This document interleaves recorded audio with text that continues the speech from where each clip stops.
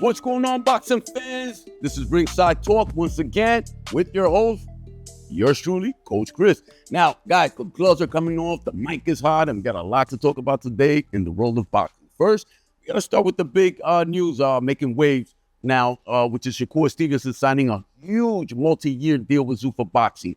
This is a major move for Shakur and could be a turning point in his career. Now, what does this mean for his future? What happens with his titles? And could this finally lead to the big fights that he's been wanting?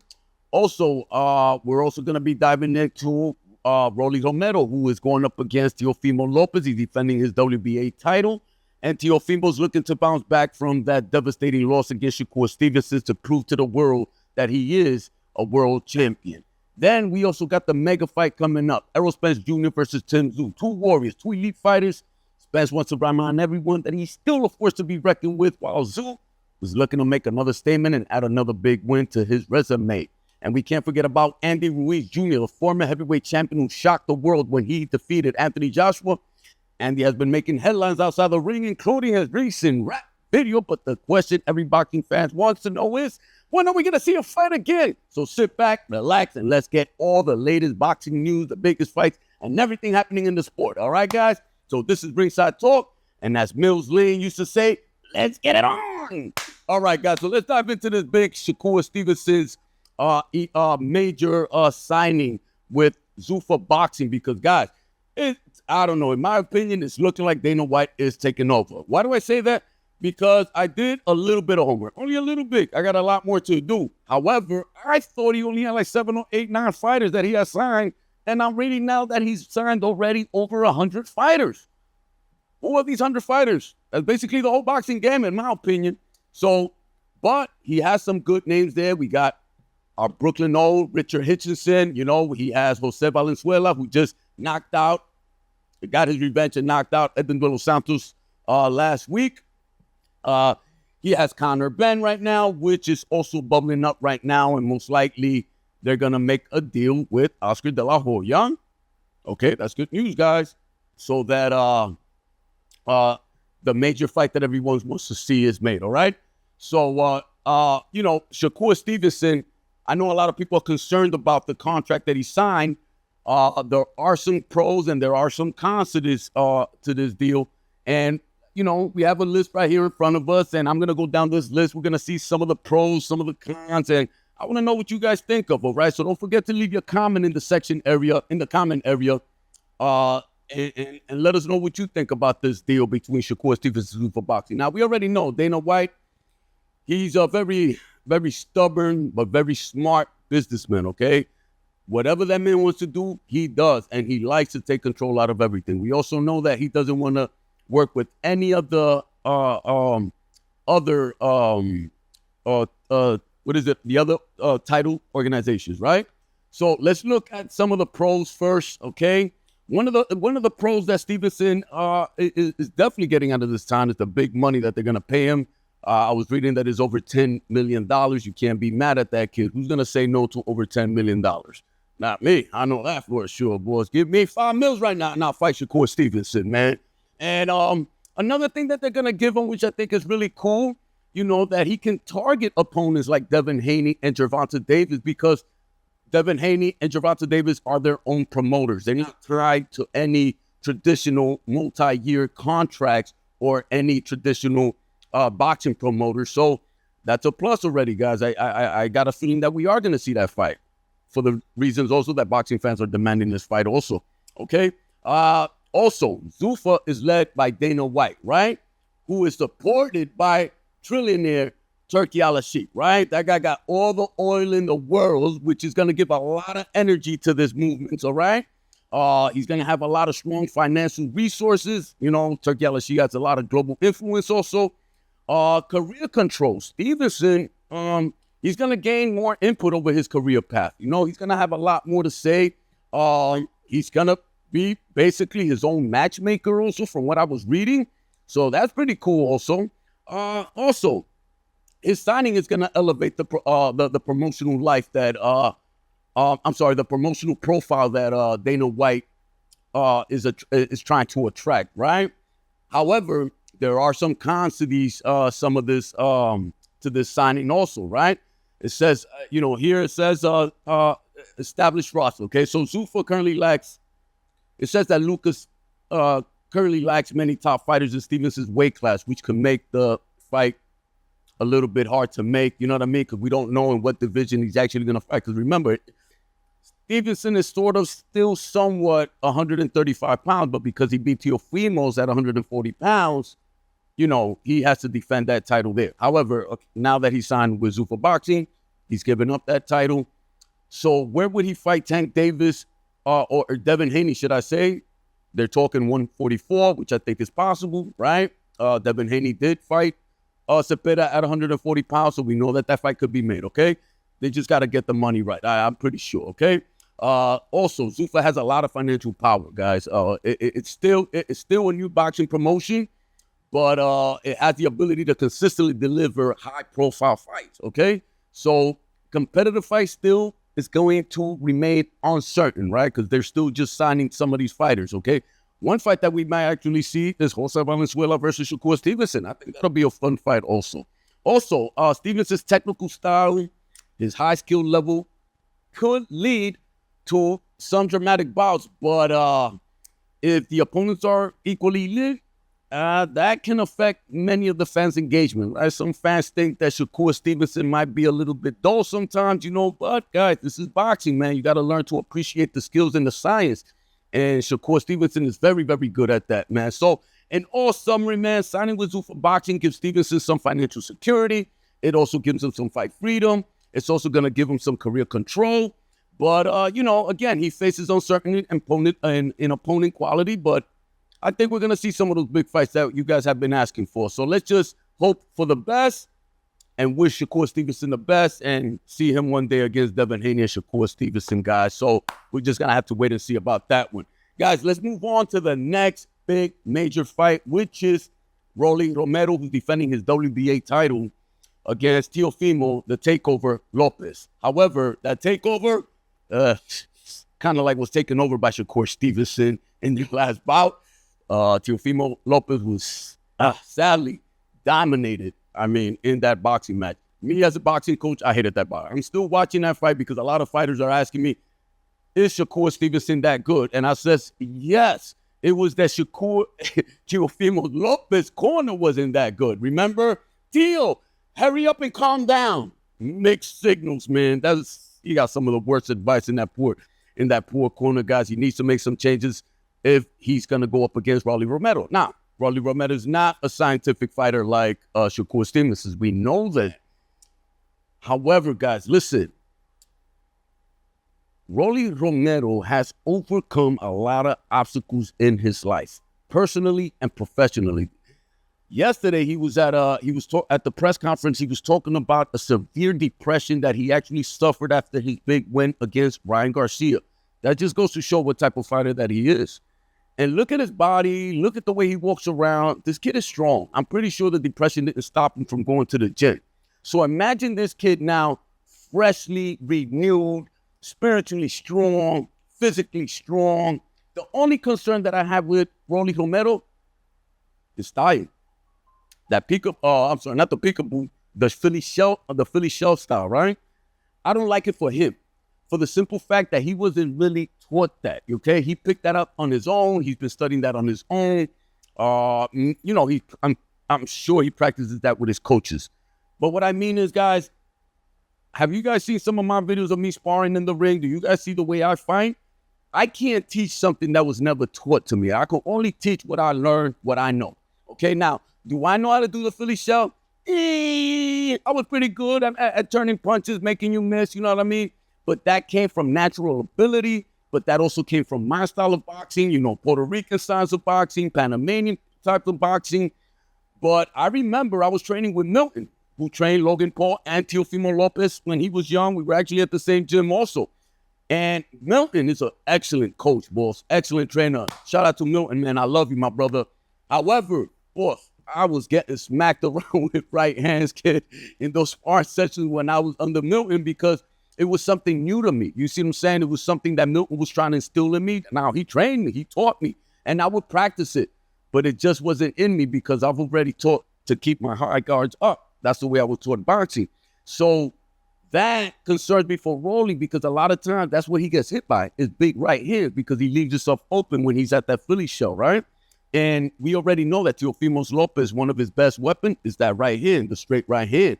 He's very good at it. He's fast, and he knows how to time that right hand. So, I think at times Rollie Romero has to keep both of his guards up if he's going to go up against Teofimo. But another thing, listen, Teofimo's coming off a loss. That might show up at the fight because mentally, I think Teofimo might want to make a statement and knock out Rollie Romero. Now, remember, these guys are friends. They're not even talking trash to each other, but they're being true professional fighters, and they're going to give us the war that we've been looking for, okay? I'm pretty sure we're going to get some fireworks in that match. So let's just hope for the best for these two fighters. I hope to see both of these guys on top. And, yeah, well, it's going to be an excellent fight, guys. It's going to be great, man. Now, let's talk about also Errol Spence Jr. versus Tim Tszyu. Guys, I love Errol Spence, okay? I watched him grow up in the amateur fights, and I loved everything that he was doing in the professional game. When he fought Danny Garcia, I remember many people making excuses that he was probably going to lose against Danny Garcia because of his car accident. I was concerned for him too, man. I remember thinking, okay, after that car accident, maybe he should have retired, right? I mean, shoot, he flew out the car, guys. So thank God he's with us today, right? But it looks like his life did spiral down by the bad choices that he was making outside of the ring, right? No knock to Errol Spence. We all make mistakes. We're not perfect. I've been there, done that, regret it. Now I'm good, right? But, watching his interview with Andre Ward, it gave me the feeling that he's actually done with boxing. He was already talking about retirement if he doesn't win this fight. That's not the mentality that you want to bring in, especially a guy like Tim Tszyu. And why I say a guy like Tim Tszyu? Because Tim Tszyu has been the total opposite mentally, right? This guy came back. This guy had back-to-back losses from Fedora. Then he got destroyed by Bakaram. That was the first time I've ever heard of Bakaram. I was like, damn, what the hell? Where did this beast come from, right? But yet, Tim Tszyu went right back to the gym, took, I think, 2 tune-up bouts. His last fight was in April, and he's been consistent and active, and mentally, he's strong. He didn't let those fights get to him. Although he did say in the interviews that, he was a little bit down and out, of course, because of a loss. He was shameful. He was trying to represent his country, Australia. And, I could understand that. But yet, you see, he came back like 3 months later, right back to the card. And that's how you do it. You got to get a tune-up, guys. We live in an era now where these guys get paid so much money that they're like, yo, I don't need a tune-up. But they do. They do. I can't remember the specific fights right now, but there were fights that we've seen in the past that we know that if they would have had tune-ups, they would have done better. Errol Spence has been away from the ring for 3 years. The last time we seen him was in 2023.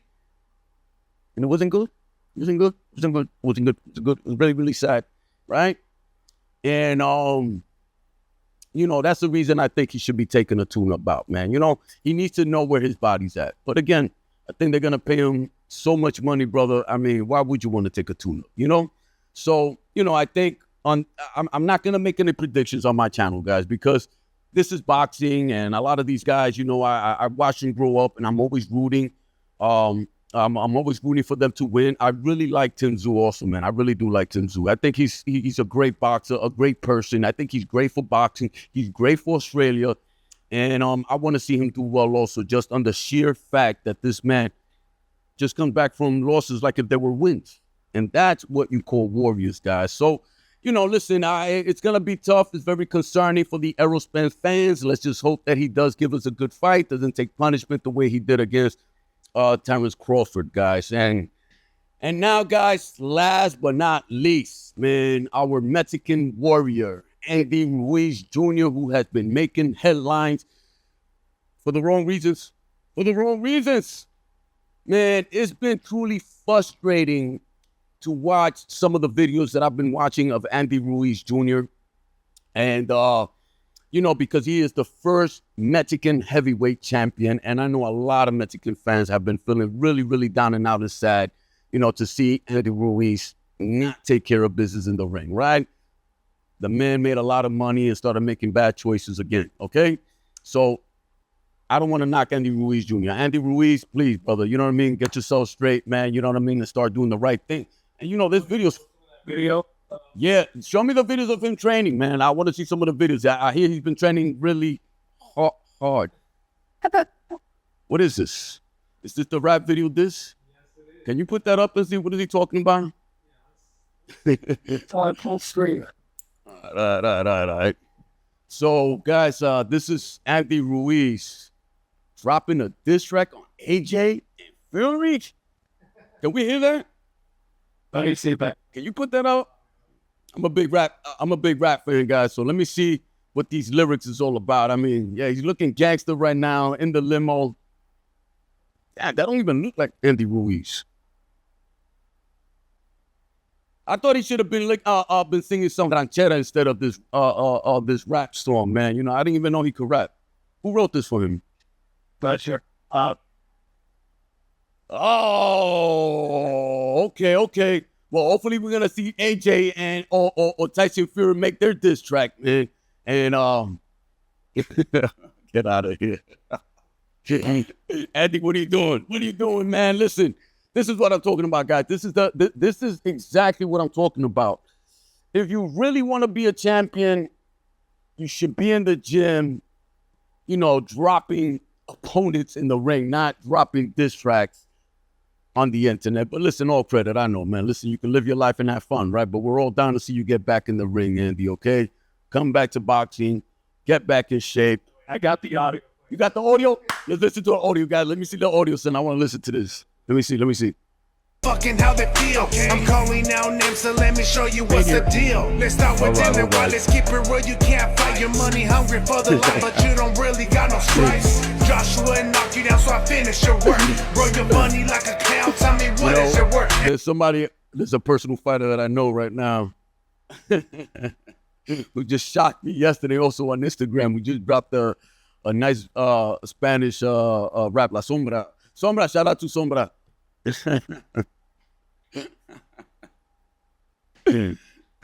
Listen, guys, if you want to be singers or rappers, do that after your boxing career, right?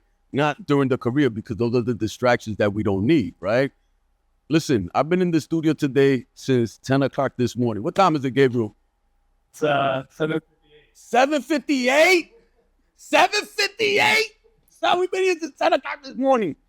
So can you imagine how long it took Andy Ruiz to do this track? He must have been in the studio for hours, meaning he wasn't in the gym for hours, guys. So, man, listen, guys, we're just gonna have to wait and see what Andy Ruiz Jr. Comes to start. And listen, last but not least, man, I just seen some highlights of Joy Joyce. I was telling my boy David Solis from Four Corners, if Joy Joyce fights again, we got to try to find a way to sue the hell out of the commission and get paid and really, really start looking out for a lot of these fighters that are not supposed to be in the ring no more, man. Joy Joyce to me has always been some type of a robotic fighter. He's taken some devastating punches in his career already. I just seen the highlights a little while ago. I have not watched the whole fight. I don't think I need to anymore. We need to start taking care of our fighters, man. And another podcast, guys, I have some stories for you guys, honestly, growing up in this boxing game in Lisa's gym. One day I'm going to share a story with Saul Mambi, the legend, whom I love, a sparring session that I had with him. And I'll tell you about that story, and that was really, really sad. And that's not the only times, you know, where I've watched legends just not wanting to stop fighting or having to get back in the ring because, you know, financial situations, man. And we got to be better than that, man. To all you young fighters out there, man, please, there's so many documentaries of our legends, man, these guys that we grew up loving and watching. And we watch their mistakes, man. We're supposed to try to learn from those mistakes. So to all you young fighters, remember, man, listen, be humble. Because at the end of your career, you're going to be hanging out with coaches like myself, you know what I mean, that is just there to try to take care of you and try to get you paid, try to get you money to work the corners with us and things like that, guys, all right? So, you know, let's show some love and support, and let's be honest with these fighters. If we're real fans and we really love our fighters, man, listen, guys, I was brought a fighter one day who was cross-eyed, and there was no lie. They this guy was getting knocked out left and right. And he came to my gym. And no disrespect, I'm not even trying to make fun of him. He came to my gym, and he's a pro fighter. And he asked me that if I could train him. He was looking at me dead in my face, but he's cross-eyed. I could see him shaking while he was talking to me. And I was honest with him. I told him, yo, bro, I don't think you should be fighting. I don't have the heart to put you in that ring, brother. You know what I mean? But if you like, man, listen, you could work the corners with me. You can make money. I could teach you how to be the coach, set up a payment plan for yourself and things like that. Unfortunately, that's not what he wanted. He wanted to fight again. 3 months later, I'm out in North Carolina. He's an opponent for another top guy over there, man. And it was the saddest thing in the world. He got dropped with a jab in the first round. And then a few seconds later, it was a devastating knockout, guys. So listen, man, that's Ring Talk with Coach Chris. Don't forget, guys, keep your chin tucked in, guards held high. And guys, please protect yourself at all times. All right, guys? Peace and love. Until the next podcast, guys. Thank you for your support and love. Don't forget to subscribe, hit the like button, and make some comments, guys. Let's talk about boxing. Peace.